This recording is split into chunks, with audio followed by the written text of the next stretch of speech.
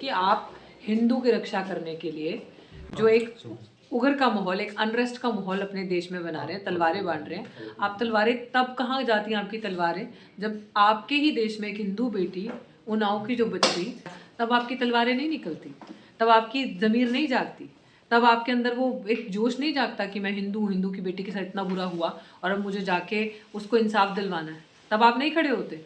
जिन्होंने तलवारें दी हैं, तो आदरणीय प्रधानमंत्री जी को मेरी गुजारिश है, इन सबको फौज में भर्ती करो और जाके इनको सेना पे छोड़ो, सीमाओं पे छोड़ो। जितने ही आ रहे हैं ना देश को बचाने के लिए, ये गद्दार, इन सबको, हर एक जो देश का सबसे सेंसिटिव बॉर्डर है ना, इन सबको वहां लगा दो। जितने ये हिंदू वाहिनी, हिंदू ये संगठन जो कहते हैं हम बहन बेटियों की हम रक्षा करना चाहते हैं, देश की रक्षा करना चाहते हैं, देश की खातिर कुछ भी कर देंगे, इन सबको बॉर्डर्स पे छोड़ो। हम सपोर्ट करेंगे इन्हें। इस सरकार को जितनी जल्दी हो सके बाहर फेंको। एक ही चीज़ है, जन आंदोलन। जन आंदोलन ही इस सरकार को, जन की जागरूकता, जन आंदोलन, सबका एक होकर लात मारनी पड़ेगी, इनको बाहर फेंकना पड़ेगा। ये 2-3% लोग कुछ आपका बिगाड़ नहीं पाएंगे, इनसे डरो मत। इन्होंने जो भौकाल बनाया है ना पैसे के दम पे, मीडिया के दम पे, सबको खरीद के, तो ये कहूँगी कि ऐसे फर्जीवाड़ा देशभक्ति और राष्ट्रभक्ति और धर्म की, जिसे कहते हैं ना, एक भक्ति करने वालों से मेरा सिंपल सवाल ये है, और ये सभी पूरे भारतवासियों का, जागरूक लोगों का ये सवाल होना चाहिए कि आप हिंदू की रक्षा करने के लिए जो एक उग्र का माहौल, एक अनरेस्ट का माहौल अपने देश में बना रहे हैं, तलवारें बांट रहे हैं। आप तलवारें तब कहाँ जाती हैं आपकी तलवारें, जब आपके ही देश में एक हिंदू बेटी उन्नाव की जो बच्ची, जिसके साथ इतना बड़ा अपराध हुआ, जिसका परिवार तक खत्म कर दिया गया, जिसके साथ खुद के साथ अत्याचार, रेप, और उसके बाद उसके पिता के साथ इतनी बर्बरता से उसकी हत्या करी गई, फिर उसके 2 रिश्तेदारों को सूली के घाट चढ़ाया गया, तब आपकी तलवारें नहीं निकलती, तब आपकी ज़मीर नहीं जागती, तब आपके अंदर वो एक जोश नहीं जागता कि मैं हिंदू हिंदू की बेटी के साथ इतना बुरा हुआ और अब मुझे जाके उसको इंसाफ दिलवाना है। तब आप नहीं खड़े होते। जब बहन बेटी के साथ रेप होता है और 90% करने वाले आपके लोग होते हैं, तब आप जाके उस रेपिस्ट का साथ देते हो। तब आप ही के लोग बैठ के इस तरीके से सुप्रीम कोर्ट में जब इस तरीके का, हाई कोर्ट जब इस तरीके का फैसला सुनाता है कि बहन बेटी के इतना बुरा हाल करने वाले, और 15 लाख रुपए के अंदर आप बेल ग्रांट कर देते हो, और तब आपके अंदर जोश नहीं जागता, जबकि आप तब भी रेपिस्ट का साथ दे रहे होते हो। तो ये इस तरीके के कानूनी सोच वाले वही लोग हैं जो देश के अंदर एक माहौल जो है वो उग्र का माहौल, डर का माहौल, भय का माहौल बना के रखना चाहते हैं, जो ये बताना चाहते हैं कि इस देश के अंदर हिंदुओं की सरकार है और हिंदू ही खतरे में है, हिंदू सुरक्षा में नहीं है। बांग्लादेश में किसी के साथ मारपिटाई हुई, बांग्लादेश के साथ तो इनका क्या रिश्ता है वो तो प्रधानमंत्री जी ने बहुत अच्छे से बताया। जब बांग्लादेश की प्रधानमंत्री जो थी वो आई थिंक यहाँ पे आई थी, तो सबने देखा।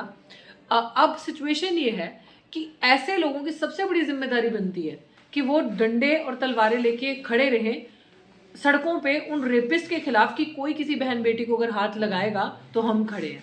ये गद्दार लोग हैं जिन्होंने करना कुछ नहीं है, देश में एक माहौल और अनरेस्ट का माहौल हमेशा खराब बना के रखना है, ताकि एक देश में दहशत का माहौल रहे, और असली मुद्दे जो इस समय देश के अंदर चल रहे हैं, जो नाव की बच्ची का, या जिस तरीके से भी जो कोर्ट ने एक अपना अलग चेहरा दिखाया, तो उस मुद्दे को दबाने के लिए इस तरीके के लोगों को स्पॉन्सर किया जाता है। ये कुछ नहीं है, इसके पीछे खुद मुझे लगता है कि बड़ी एजेंसीज काम कर रही है। ये पहला मामला नहीं है। देश के कई राज्यों में जम्मू कश्मीर के शॉल विक्रेताओं के साथ मारपीट की जा रही है। उनसे वंदे मातरम, भारत माता की जय, जय श्री राम जैसे नारे लगवाए जा रहे हैं।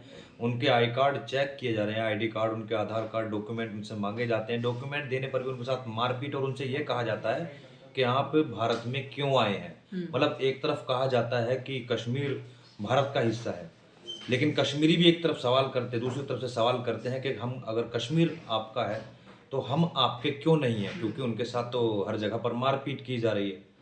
देखो, वो हमेशा देखना, फड़फड़ाता वो है जो कमज़ोर होता है, फड़फड़ाता वो है जो खुद झूठा होता है। दूसरे को झूठा वो इंसान बोलता है जिसकी खुद की बुनियाद झूठ पे होती है। ये वही लोग हैं जिनके खुद, अगर बात की जाए आईएसआईएस से संबंध होंगे, पाकिस्तान से संबंध होंगे, ये इस तरीके के लोग हैं जो वहाँ से पैसा लेके, गद्दारों से पैसा लेके इस तरीके के नैरेटिव फैलाते हैं और अपने ही देशवासियों के साथ मारपीट करते हैं। ये वो लोग हैं जिनको एजेंसीज हायर करती हैं देश के अंदर गंदा माहौल बनाने के लिए, पैसा उनका खाते हैं, और हमारे देश की जो एकता है, अखंडता है, जो देश एक दूसरे के साथ प्यार से रहता है, आपस में भाईचारिक, जिसे कहते हैं ना, एक यूनिटी ब्रदरहुड के साथ रहता है उसको ख़राब करना। तो जान के इस तरीके के लोग, चाहे वो जम्मू कश्मीर हो गया, चाहे अभी वो पीछे आपने देखा कि पूरा माहौल ही ख़राब हो गया था। बहुत सारी स्टेट्स ऐसी हैं जिसके अंदर बहन बेटियों के साथ दिन दिहाड़े बर्बरता हो रही थी। तो ये इस तरीके के लोग हैं, जो मणिपुर की घटना ले लो, स्पॉन्सर्ड लोग हैं, जो जानबूझ के सरकार खुद एजेंसीज ऐसे लोगों को पैदा करती हैं, मेन इश्यूज से आपका दिमाग भटके और सिर्फ आप इसी चीज़ों में आ जाओ, हमारा देश, वो गद्दार, ये गद्दार, हम बहुत देशभक्त हैं असली। इन लोगों की भारत की बेटी के होने के नाते मैं देशभक्ति पूछना चाहती हूँ। जब दिन दिहाड़े बहन बेटियों का रेप हो रहा होता है, अपहरण हो रहा होता है, देश से 2.5-3 लाख बच्चियाँ गायब हो रही होती हैं, तब आपकी देशभक्ति कहाँ जाती है? क्योंकि वो लोग आप ही हो जो देश से बच्चियों को गायब करते हो, आप ही एजेंसीज के साथ सेटिंग करके यहाँ से बहन बेटियों का सौदा करके बच्चों को बाहर बेचते हो। ये वही लोग हैं जो आके इस तरीके का दिखावा करते हैं ताकि गंदा गंदा बोल, इस तरीके का माहौल बनाओ, देशभक्ति की बातें करो और खुद इनके पाप चिट्ठे धुल जाए। इन लोगों के नंबर्स की रिकॉर्डिंग्स चेक होनी चाहिए, इन लोगों के नंबर के डेटा चेक होने चाहिए, तब पता चलेगा कि इनके लिंक्स कहाँ पे हैं, ये लोग कहाँ से, इनके बैंक अकाउंट्स चेक होने चाहिए, इनके घरों पर रेड्स होनी चाहिए, पता चले इनके पास पैसा कहाँ से आता है। दीज आर द पीपल जो खुद उन चीज़ों से मिले हुए हैं, तभी इनको they find fault in others. देशभक्ति इसका नाम नहीं, देशभक्ति उसका नाम है कि आप देश के अंदर पीस को बढ़ाओ।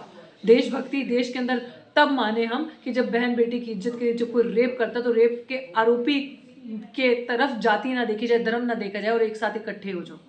उसका नाम होता है देश के लिए असली प्रेम होना।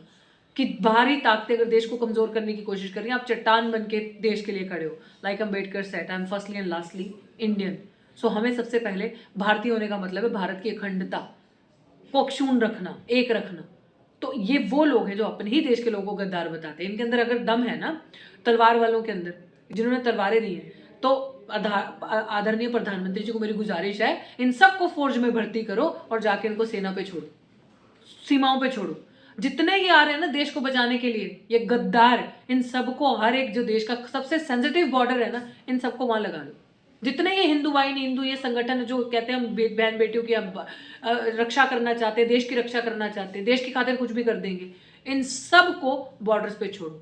हम सपोर्ट करेंगे इन्हें, अगर ये देश की रक्षा करना चाहते हैं in actual sense, let them go there, prove करो। और मैं ये इसलिए बोल रही हूँ क्योंकि मैं उस खानदान से आती हूँ जिसके खानदान ने खून पसीना बहाया है देश की, चाहे आज़ादी होगी, चाहे देश की फौज में भर्ती हो के देश को बचाना हो। मेरे दादा हो या मेरे नाना हो या मेरे और रिश्तेदार हो, सब फौजी थे और फौज के अंदर थे। तो हमें पता वो दर्द, देश को, देश के लिए प्रेम और देश को बचाने की बात। ये ना करें जिनके खुद के बच्चे विदेशों में बैठे हैं, जो खुद वहाँ से पैसा लेकर देश में अंदर सिर्फ भड़काऊ माहौल, देश के अंदर सिर्फ उग्र माहौल, अनरेस्ट का माहौल पैदा करने के लिए इस तरीके की बकवास करते हैं। सरकार को ऐसा को गले से पकड़ के सेना पे छोड़ के आना चाहिए कि करो देश की हिफाजत यहाँ पे खड़े होके, और इन लोगों को हथियार बंद करके वहाँ खड़े करना चाहिए बर्फ के अंदर, जहाँ पे लेह के अंदर, ऊपर कश्मीर के अंदर जो हमारे फौजी भाई बहन वहाँ बैठे रहते हैं। इतनी ठंड है वहाँ पे, इतनी तकलीफ है, लड़ो यहाँ पे, चीन से लड़ो पाकिस्तानियों से, यहाँ पे बैठो यहाँ से।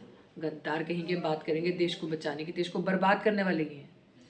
डासना मंदिर के महंत यति नरसिम्हानंद का बयान आया है और यति नरसिम्हानंद अपने बयान में कह रहे हैं कि तलवारें बांटने से कुछ नहीं होगा, बजरंग दल, फजरंग दल जैसे संगठन बनाने से कुछ नहीं होगा। अब वो हिंदुओं को ISI जैसे संगठन बनाने होंगे और आत्मघाती दस्ते भी बनाने होंगे। तो आपको लगता है कि ये हिंदू युवाओं को जो आतंकवाद की तरफ लेकर जाने की एक कोशिश है? मैं तो, मुझे फील होता है, मुझे बुरा लगता है अपने हिंदू भाई बहनों के लिए कि ऐसे नॉनसेंस नेताओं के भड़कावे में ये लोग आते हैं और चुटपुटिया से। वैसे तो कोशिश ये लोग यही करते हैं कि गरीब समाज के लोगों को ही आगे करा जाए, पिछड़ा समाज और गरीब समाज के लोगों के अंदर हिंदूवाद का, या वो एक जहर भरते हैं, धर्म को लेके आग जगाते हैं कि तुम इस तरीके के बनो। 90% ये अपने एजेंडे पे ऑलरेडी काम कर रहे हैं। ये इवन ISI वगैरह तो वो तो बाहर के आतंकवादी है ना, दुश्मन है। ये तो खुद देश के अंदर रह के, देश के अंदर उग्र का माहौल बना के, देश के सबसे बड़े गद्दार और देश को खतरा इनसे है जो इस तरीके का नैरेटिव देते हैं। लेकिन मेरा as a youth, I would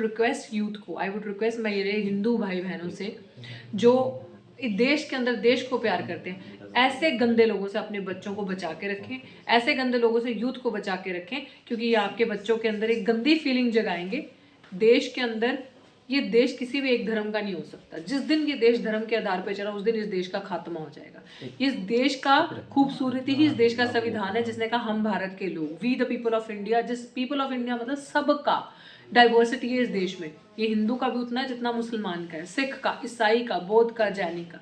हर एक का, क्रिश्चियन का, ये देश सबका बराबर है, किसी का भी ज़्यादा नहीं, किसी का भी कम नहीं है। आबादी में लोग ऊपर नीचे हो सकते हैं, लेकिन जो देश से प्यार करते हैं ना, वो ऐसे गंदे लोगों की बातों पे कभी भी आना नहीं चाहिए। यही पता देखो, जब ये ऐसी बातें करते हैं ना, जब हिंदुओं की सरकार है, जब आरएसएस जैसे संगठन की सरकार है, जो पता नहीं कितने साल पहले बैन हो चुका था, ऐसे लोग जिन्होंने हमेशा धर्म की राजनीति करके देश को बर्बाद किया, जब इस तरीके के नैरेटिव्स वायरल होते हैं ना, आते हैं, तलवारों की बात की जाती है, धर्म को मजबूत करके दूसरों को ख़त्म करने की बात की जाती है, तो आप ये समझ लो कि इसके पीछे सरकार खुद है। उत्तर प्रदेश की इस योगी आदित्यनाथ की सरकार बुलडोजर के नशे में इतनी चूर हो चुकी है कि वो सुप्रीम कोर्ट के आदेशों को भी ठेंगा दिखाने में कोई कोताही नहीं बरतती है। देखो, ये लोग तो ना कोर्ट को कुछ समझते हैं, जुडिशरी को कुछ नहीं समझते। ये लोग तो, इनका यही चाल चलन है कि गुंडागर्दी की डेफिनेटली ये सरकार रही है। अगर नहीं रही होती तो सबसे ज़्यादा रेप केसेस, अपहरण के केसेस, मोलेस्टेशन के केसेस, लिंचिंग के केसेस उत्तर प्रदेश से नहीं आते। तो ये लोग खुद इस तरीके को बढ़ावा देते हैं, और ये बात बिल्कुल हकीकत है। ये लोग अपने से ऊपर किसी को नहीं समझते। लेकिन अब करा क्या जाए? ऑल्टरनेटिव क्या है? प्रॉब्लम तो है, सोल्यूशन क्या है? सोल्यूशन है जागरूक जनता का होना।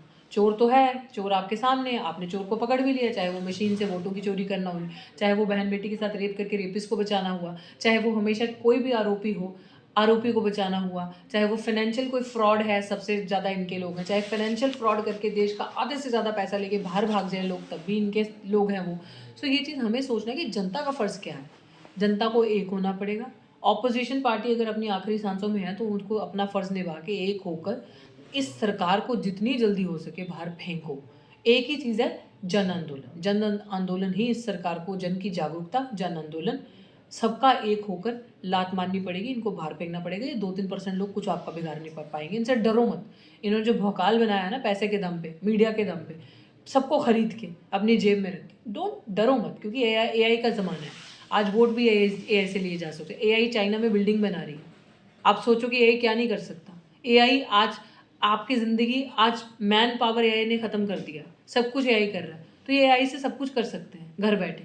सो आपको सोचना है कि इस दौर में एआई से ऊपर इंसान को बनना है। तो अगर इंसान को बनना है तो आपको सड़कों पे आना है, वरना वोट तो बहुत छोटी चीज़ है। सांस भी अगर आपको लेनी पड़ेगी तो इनकी मर्ज़ी से लेनी पड़ेगी आने वाले टाइम में। आखिरी सवाल उन्नाव रेप केस से संबंधित है। इसमें दोषी को की सज़ा जो है रद्द कर दी जाती है, फिर प्रोटेस्ट हुए, महिलाएं सड़कों पर उतरी, स्टूडेंट्स और एडवोकेट्स लोगों की एक लॉबी पूरी सड़कों पर उतरती है। उसके बाद सुप्रीम कोर्ट इस पर जो है उसकी सज़ा पर जो है स्टे कर देती है। तो जब आपको ये खबर मिली, आप कैसा महसूस करते हैं एक महिला, एक लड़की होने के नाते? क्या मतलब किसी को इंसाफ लेने के लिए इतना दर-दर भटकना पड़ेगा कि लाठियाँ खानी पड़ेंगी तभी जाकर सज़ाएँ रद्द होगी? ये पहला केस तो है नहीं, इससे पहले भी बिल्किस बानो के दोषियों को संस्कारी बताते हुए जेल से रिहा कर दिया गया था। हाथरस भी ना भूलिए, हाथरस के आरोपियों को बरी कर दिया बरी कर दिया गया। सो आप ये याद रखो, सबसे बड़ी बात है कि आपने महिला होने के नाते मुझसे सवाल पूछा। मैं पहले ये बात बोल चुकी हूँ कि एक महिला होने के नाते इतना शॉकिंग ये हमारे लिए होता है कि आखिरी सहारा क्या होता है जब आपके साथ, किसी भी गरीब के साथ, प्रताड़ित के साथ, कोई भी हो सकता है, जब आपके साथ इस तरीके का अत्याचार होता है तो आपको एक ही चीज़ लगती है कि मैं कोर्ट का सहारा लूँगी। लेकिन जब आप सामने से देखते हो कि कोर्ट खुद ऐसे गंदे आरोपियों को सशक्त कर रहा है, मजबूत कर रहा है, और एक औरत के रेप की या जान की सिर्फ कंपैरिजन कुछ पैसों से किया जा रहा है, तुलना पैसों से कर दी जाती है, तो ये हमारे लिए इंडिया में, भारत में रहते हुए बहुत हॉरिफाइंग है। भारत में रहते हुए रेपिस्ट को बढ़ावा देने वाली बात है कि रेप करो, जेल में जाओ, 5-6 महीने अच्छी रोटी खाओ, उम्र कैद की सज़ा होगी, जब पैसे इकट्ठे हो जाएंगे पैसे दो, फेंको पैसे और बाहर आ जाओ बेल लेकर। सोचो कि जब ये बेल लेकर, हाई कोर्ट ने क्या सोचकर बेल दी। एक बहन होने के नाते, एक भारत की बेटी होने के नाते मैं सवाल करना चाहती हूँ उस जुडिशरी, उस टीम से कि आपने क्या सोच के बेल दी, कि आपने कितने रेपिस्ट का मनोबल बढ़ाया है, कितने आने वाले दरिंदों का, कुछ साइको होंगे, कुछ मानसिक तौर से पीड़ित होंगे इस तरीके से सोचने के लिए कि रेप करो तो क्या 2 महीने जाएंगे जेल में काट के आएंगे, 6-7 महीने रहेंगे, ये 2-4 साल रहेंगे, अच्छी रोटी खाएंगे, सेहत बनाएंगे, वर्कआउट करेंगे, अंदर जेल में रेप करके फिर बाहर आ जाएंगे। आने वाले लोगों का आपने कितना मनोबल बढ़ाया और कितनी बहन बेटियों के अंदर खौफ का माहौल आपने पैदा कर दिया कि आज हम सेफ नहीं हैं, आज बच्चियां सेफ नहीं है भारत के अंदर, अगर ऐसे ही जुडिशरी काम करती रही। पूरा देश क्या, पूरी दुनिया के अंदर आपने इतना गंदा मैसेज सेट किया है इस ऑर्डर से। बट मैं शुक्रगुजार हूँ उन युवाओं की जो सड़कों पे सही टाइम पे आए, और जिस एडवोकेट ने इतनी सूझबूझ से इस केस को लिया और केस के अंदर इस गंदी जजमेंट पे एक बेल के ऊपर स्टे लिया। मैं कहती हूँ बहुत बड़ी विक्ट्री नहीं है, स्टे लिया मतलब उस औरत का जो गला बहुत जोर से पकड़ा था, हल्का हाथ छोड़ दिया, बस उसको सांस आ रहा है, जिसका सब कुछ खत्म हो गया, जिसके पास ना घर है, ना पैसा है, ना सिक्योरिटी है, ना बाप उसके सिर पे रहा, कोई उसके सिर पे नहीं रहा। और ऐसी बहुत सारी महिलाएं हैं। हम हाथरस की बच्ची को नहीं भूल सकते। हाथरस की बच्ची मर के जिंदा जला दी गई, उसको जबरदस्ती उसके साथ करके माँ बाप की बिना परमिशन से उसे जला दिया गया। मेरे लिए तो वो जिंदा आत्मा उसकी जिंदा जला दी आपने। हम नहीं भूल सकते कि उसके आरोपी बाहर आ गए, परिवार को न्याय नहीं मिला, इंसाफ नहीं मिला, परिवार को कुछ नहीं मिला। सो इस देश के अंदर क्या नैरेटिव सेट किया जा रहा है जुडिशरी द्वारा कि रेप करो, rape are being normalised. Now through such orders it is being legalised also for a daughter. Bharat की बेटी के होने के नाते मेरे लिए बहुत वरी का इशू है, and I will never accept this. And अगर ऐसा हुआ सो आई थिंक औरतों को, मैं शर्म आती है ऐसी गद्दार घिनौनी औरतों पे जो कुलदीप सेनगर जैसे आरोपी को सपोर्ट कर रही हैं, इतनी बड़ी चीज़ कि उसको सपोर्ट करिए। बट मैं महिलाओं से ये गुजारिश करती हूँ कि आप कहीं पे भी बैठी हैं, आपको एक साथ आवाज़ लड़नी पड़ेगी। हाथरस की, उन्नाव की बच्चियों के हम साथ हैं। आने वाले वक्त में हम सरकारों को, चाहे जुडिशरी हो चाहे सरकार हो, उसको झुका के दिखाएंगे, क्योंकि भारत में रहते हो तो सुप्रीमेसी ऑफ द लॉ तो है ही है, लेकिन अगर इस देश में सबसे ताकतवर कोई है तो वो इस देश की जनता है।